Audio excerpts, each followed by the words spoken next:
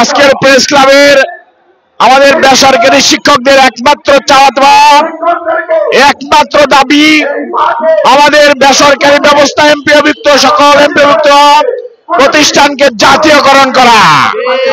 আমাদের এক দফা এক দাবি জাতীয়করণ করতে হবে। আমাদের পূর্ণ স্কেলে উৎসব ভাতা দিতে হবে, আমাদের শতকরা হারে বাড়ি ভাড়া দিতে হবে। আমাদের বিভিন্ন বৈষম্য আমরা জর্জরিত, আমাদের বাড়ি ভাড়া মাত্র 1000 টাকা দেওয়া হয়, কিন্তু সরকারি নিয়মে বাড়ি ভাড়া দিতে হবে। আমাদের বৈষম্য রাখা যাবে না। আমরা আজকের যে উদ্দেশ্য, এক দফা এক দাবি জাতীয়করণ। জাতীয়করণ ছাড়া আমরা ঘরে ফিরবো না। জাতীয়করণ নিয়ে ইনশাল্লাহ আমরা বাড়ি ফিরবো।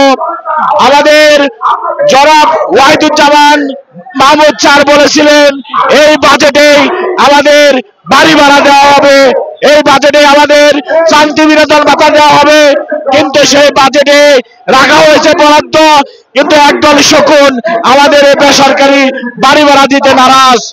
তারা আমাদের কাছে পড়াশোনা করে তারা সচিব হয়েছে, তারা আজকে আমাদেরকে দেখতে চাচ্ছে না।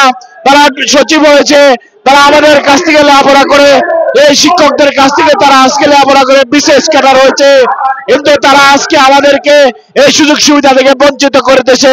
কিন্তু মাননীয় উপদেষ্টা আমাদেরকে আমাদের ব্যথাকে বুঝতে পেরেছেন, তাই আমাদেরকে দেওয়ার জন্য উদ্যম আছেন। তিনি আমাদেরকে যে প্রতিশ্রুতি দিয়েছিলেন তা বাস্তবায়নের জন্য আমরা চাই।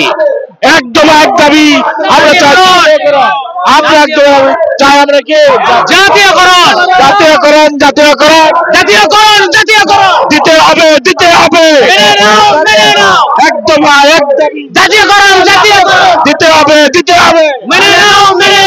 আর মানে না বৈষম্য থাকবে না। বাংলাদেশ জাতীয় বাংলাদেশ হবে সোনার বাংলাদেশ, বৈষম্য মুক্ত বাংলাদেশ। আমরা একটা বৈষম্য মুক্ত বাংলাদেশের জন্য 5ই আগস্ট হয়েছে, আর 5ই আগস্টের একমাত্র কাম্য হলো বৈষম্য দূর করা। আমাদের জাতীয়করণ করে বৈষম্য দূর করতে হবে। এই সোনার বাংলাদেশ আমরা গড়ে তুলব ইনশাআল্লাহ। এই সোনার বাংলাদেশে কোনো বৈষম্য থাকবে না ইনশাআল্লাহ। আমাদের জাতীয়করণ করতে হবে। এক দফা এক দাবি জাতীয়করণ এক দফা এক দাবি জাতীয়করণ মেনে নাও, নিতে হবে, মেনে নাও। রাজপথের অগ্রসর আমাদের